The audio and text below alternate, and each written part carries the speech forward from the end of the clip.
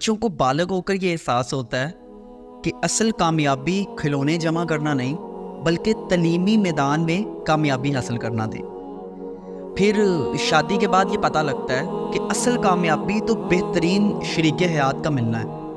اس کے بعد روزگار کے معاملات میں انسان کو یہ احساس ہوتا ہے کہ اصل کامیابی تو کاروبار کو وسیع کرنا یا اپنی جاب میں پروموشن حاصل کرنا تھی۔ لیکن جیسے ہی انسان کی عمر تھوڑی سی ڈلتی ہے نا تو یہ نقطہ نظر بھی تبدیل ہو جاتا ہے۔